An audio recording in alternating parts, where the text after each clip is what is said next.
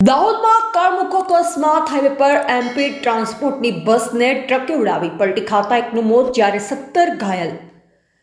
જાલક નજીક અવંતિકા હોટલ પાસે ટર્ન લેતી બસને પાછળથી ટ્રકે ટક્કર મારી ઇજાગ્રસ્તો ઝાયડસ હોસ્પિટલમાં સારવાર હેઠળ.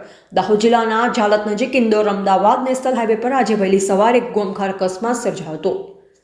મધ્યપ્રદેશ પરિવહન નિગમની બસને પાછળથી પૂરપાટ ઝડપે આવી રહેલા એક ટ્રક ચાલકે જોરદાર ટક્કર મારતા બસ પલટી મારી ગઈ હતી. આ હૃદયદ્રાવક ઘટનામાં એક મુસાફરનું ઘટના જ સ્થળે કમકમાટી ભર્યું મોત નીપજ્યું છે, જ્યારે અન્ય 17 મુસાફરો લોહી લુહાણ થતા સારવાર અર્થે ખસેડાયા છે.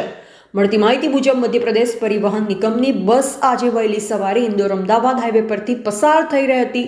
હાઈવે પર આવેલી અવંતિકા હોટલ પાસે જ્યારે બસ ટર્ન લઈ રહી હતી ત્યારે પાછળથી આવી રહેલા એક ટ્રક ચાલકે પોતાના વાહન પરનો કાબુ ગુમાવ્યો અને બસના પાછળના ભાગે ધડાકાભેર ટક્કર મારી.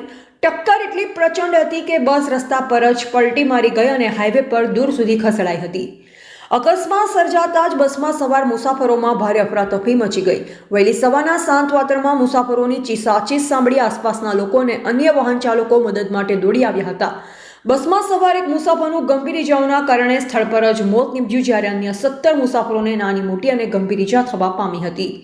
ઘટનાની જાણ થતાં જ 108 ઇમરજન્સી એમ્બ્યુલન્સની ટીમ ઘટના સ્થળે પહોંચી તમામ ઇજાગ્રસ્તોને પ્રાથમિક સારવાર આપી તાત્કાલિક દાહોદની ઝાયડસ હોસ્પિટલ ખાતે ખસેડવામાં આવ્યા.